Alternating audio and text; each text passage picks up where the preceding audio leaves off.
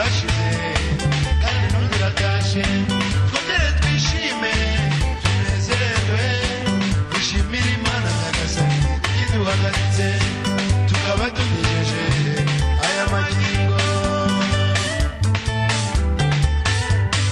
ntacyo twatanze ngo dukunde turame abataragize ayo mahirwe abo si kubabo. Welcome to our radio television Impinduka. My name is Jean-Jacques Bosco. As far as you know, Impinduka implies positive and peaceful change. We are looking, of course, for change in Rwanda. Today is a special program through which we recapitulate or sum up RTV Impinduka's achievement for the past 9 months. Remember that we have begun our programs on April 4th, 2022. So by today, it's almost 9 months.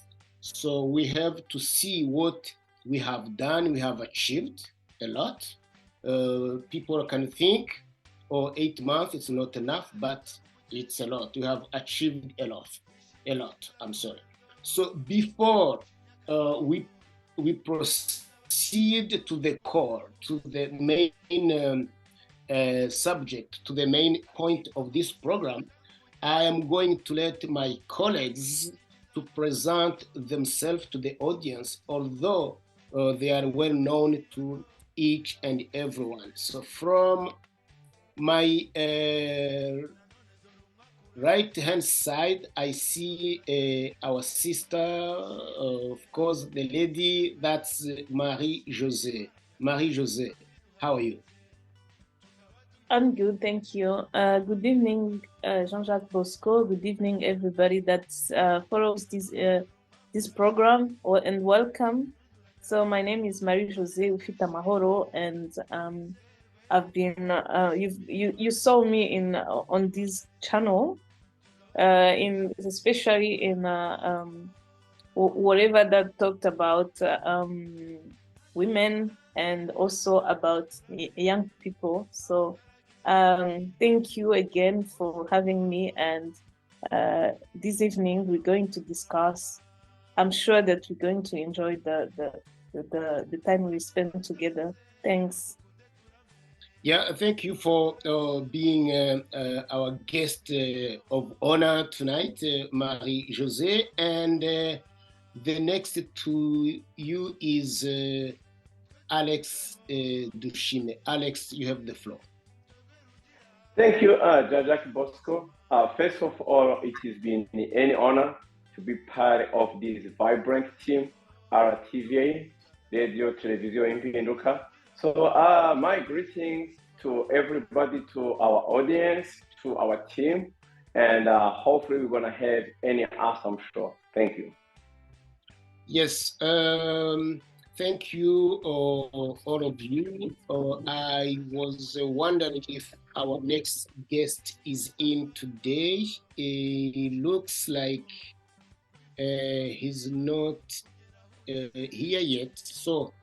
But that doesn't stop us from continuing. So, ladies and gentlemen, you are here on RTV Impinduka, positive and peaceful change. We have been together for the past, thanks God. I'm sorry, our next colleague and learned brother is here, Ambrose. Ambrose, how are you today? You are on mute. You are muted. Okay. Sorry. Fantastic. No worries. It happens. So, just you came in. I was introducing my other colleagues, Marie-Josée and Alex. Now you are the third one. So I was wondering if you can just introduce yourself to the audience, although you are well known, and then we can go from there. So thank you, Thank you, Mr. Jean-Jacques Bosco. I'm Ambrose Nzeimana. I'm based in London, in the United Kingdom. I'm part of the team which prepare the programs at our radio television in Pinduka. Thank you for having me. So wonderful, wonderful. Thank you for coming to this special show. As I was telling to our audience, it's a special show through which we are doing a sum up. We are doing a recap. We are just trying to recapitulate what we have achieved for the past 9 months for you just to remember. And briefly, ladies and gentlemen, I'm going to now ask you to help me at the same time to help the audience to see what kind of programs and even the messages we have conveyed to them in respect to Impinduka, peaceful and positive change in Rwanda, if you recall what we have done. And to begin with, I can ask Alexi Dushime what messages, what programs you have retained. What can you help to our audience to keep, to stay, to go, to have as a takeaway there? You have the floor, Alex. Thank you, Jean-Jacques Bosco. As we mentioned in the beginning, RT-I, Radio Television Impinduka, been launched. It's been 8 months now, because it's been launched since April 2022. So far, we had so many shows. We are engaging in change. As some people who see us for the first time, we both from Rwanda, and in Rwanda is a dictatorship country which is led by brutal dictator. So when we started this group of RTVI, we wanted to engage Rwandans, especially ourselves, the team, to change. Changing, starting from ourselves. And we are advocating for democracy. We are calling youth, because we all know the youth they are the future leaders, the power of tomorrow. So we are engaging the youth to change, to fight for the freedom, to be able to talk, to have a free speech. So there's this quote of George Washington I like. So it's a shame, because that's a quote of George Washington. He said in 80s, it's almost 300 years ago. I'm gonna read the quote. The quote says, "If freedom of speech is taken away, then dumb and silent we may be led like sheep to the slaughter."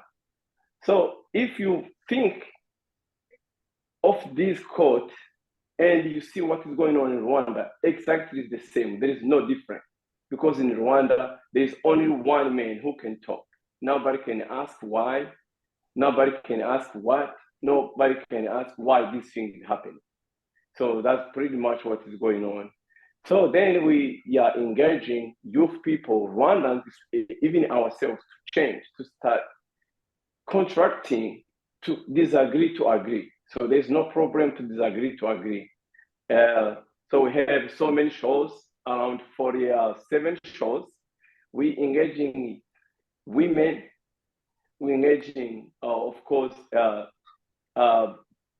people who are in the politics, who are in the parties, opposition parties, because as it is in Rwanda, if you are not in the government, the people in the government, they are not allowed to talk to you. So we've been trying to talk with them, but unfortunately, they are not giving us any speech.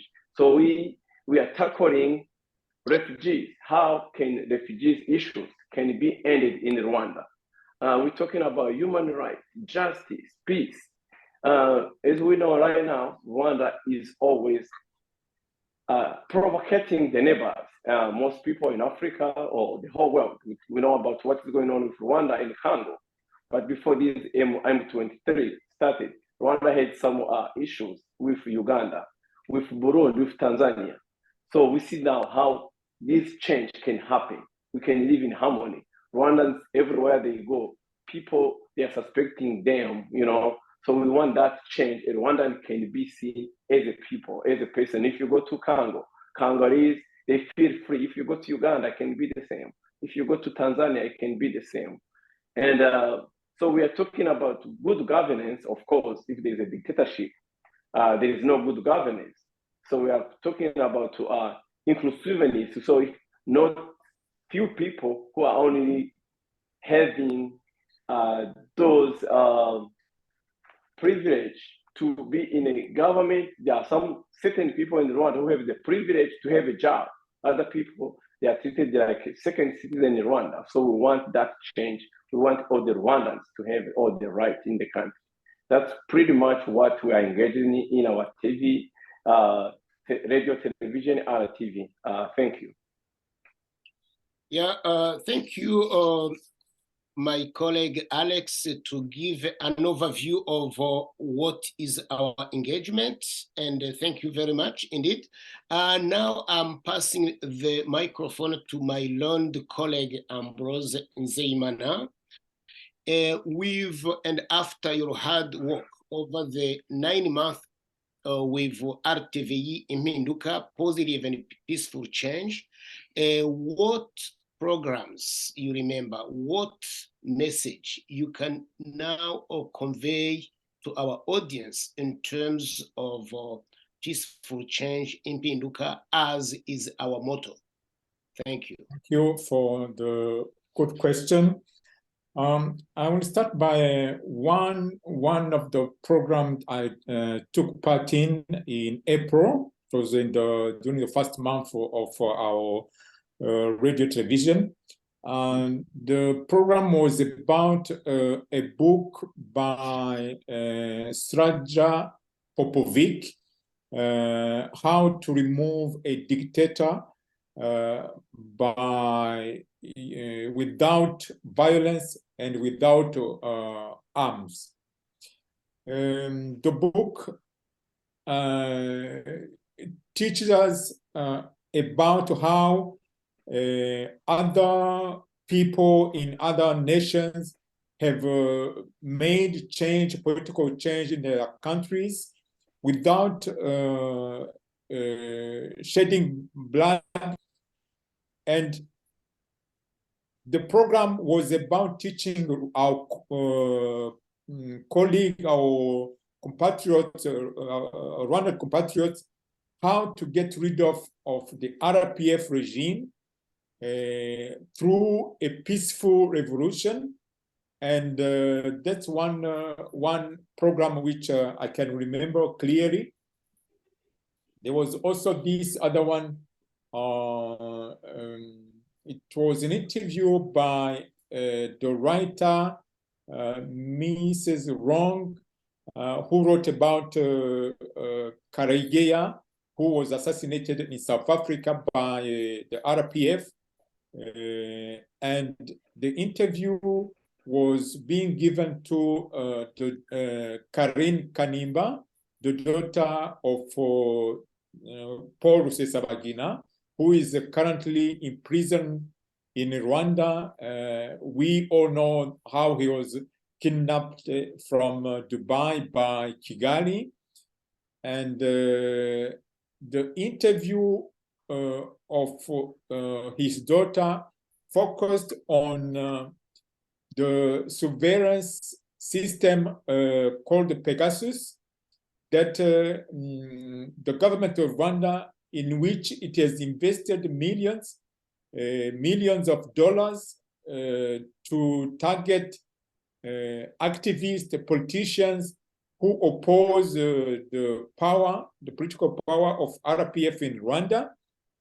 And it was frightening to see how the government invested so much money into surveying Rwandans instead of developing the country, giving water to the people, giving straightforward or consistent education to our youth. The other program I could remember, a third one was given by Dr. Charles Onana. It was about the war, the persistent war in the Democratic Republic of Congo. And Dr. Charles Onana was talking about the balkanization of Congo, which is the ultimate aim of all this war, which has been there for almost 3 decades and is not ending even today, despite the claims of different countries asking Kigali to remove or stop their support to the M23 militia. Those are the 3 main programs that I remember, which remain in my mind and were interesting. Thank you. Yeah, thank you, my colleague Ambrose Nzeimana. That overview was very helpful. And now I'm passing the floor to our sister, our learned colleague, Marie-Josée. Of course, as I earlier said, this is a program to reflect on what we have done for the past 9 months so far in terms of our production. And when we did a survey, it shows that, findings show that 25% of our followers are women, while 75% of our listeners and our audience is made by men. And at the same time, we found out that we are lacking of engaging effectively the youth. And as of course a young lady, you are in a combination of both. So what is your take? What is your opinion about it? How can we remediate on that deficit? Thank you. Thank you, Jean-Jacques Bosco, for that question. Yeah, that's something that came to us to see that women are not engaging and youth, young people are not engaging, which is a shame, because I would tell to the youngsters, I would say my sisters and brothers, that what is happening is affecting all of us. It's not a problem affecting our parents no more, because even them, they're growing old, and so they passing to us. So it's our problem. Let's make it our problem, because it's an issue that's concern us. We wouldn't like to see our next generation live a life that we've been sorry, the life that we've been through these past years, whereby we cannot go freely in our country, we cannot engage with we cannot be in political, give any political advice or any political idea. No, we want to be exercising our rights in Rwanda. We want to be we want to walk freely in our country and to live and to be able to work there. We have so different perspective and different talents. We want those talents to work for our country. So what I can advise is that we be together. Let's not listen to the people that are trying to divide us, because if you have seen the RPF, they tend to divide whoever gets united. And so that way they divide to excuse me, they divide so that they stay in power. But let's not listen to them. Let's avoid everything that is dividing us. Instead, let's put our forces together and be united so that we can do something big, and so that we can bring the changes that we want to see in our country.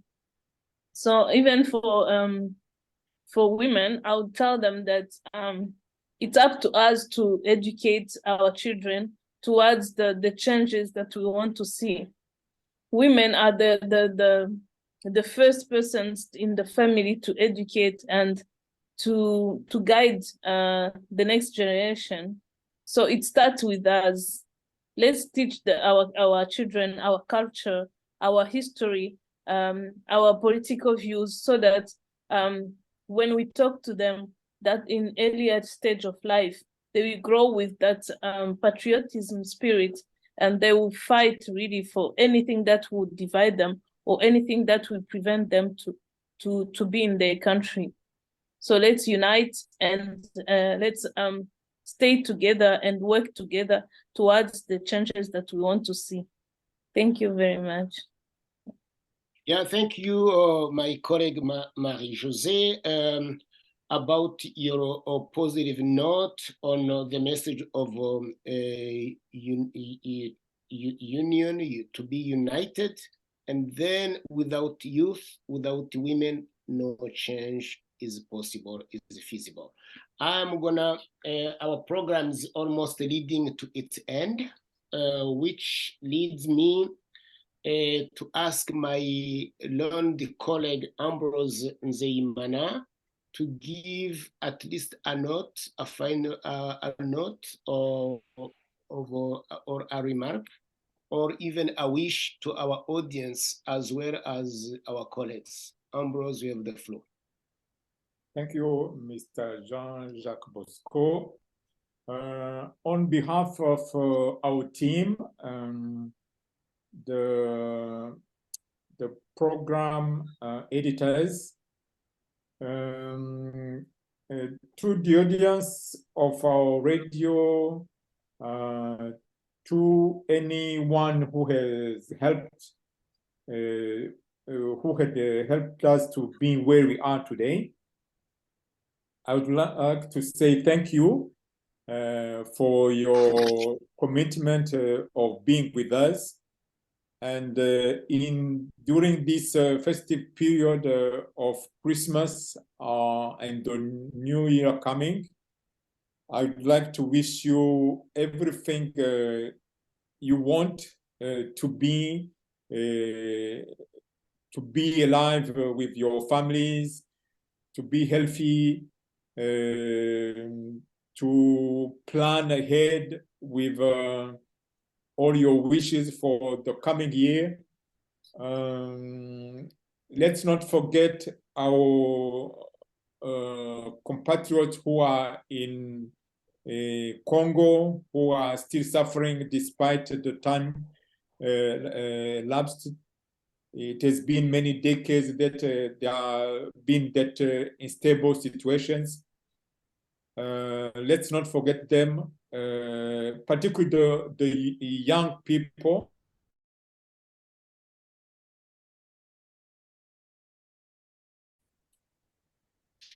Let's put aside a little we have and think about them and channel it wherever it can help those people that with whom we share the country. I'd like to end here, wishing prosperity to our radio. We have challenges ahead. We have pointed out where we need to work more than before, particularly with the youth, with women who have a big role to play in the future of our country. Thank you, Mr. Jean-Jacques Bosco. Yeah, thank you, my colleague Ambrose, and thank you for a good note addressed to each and everyone. Now I'm passing the floor to Alex. Alex, would you mind to remind our donors, contributors, audience followers, collaborators on how they can reach out to us either for donations or for other related messages? Thank you. Thank you, Jean-Jacques Bosco. As we're wrapping up, first I want to tell our viewers, our listeners, our followers that in 2023, we will increase our show. We try to do more. We try to engage more youth. We try to engage more women. And we want that change to happen. We want that change to happen, and we can't wait to see them in 2023.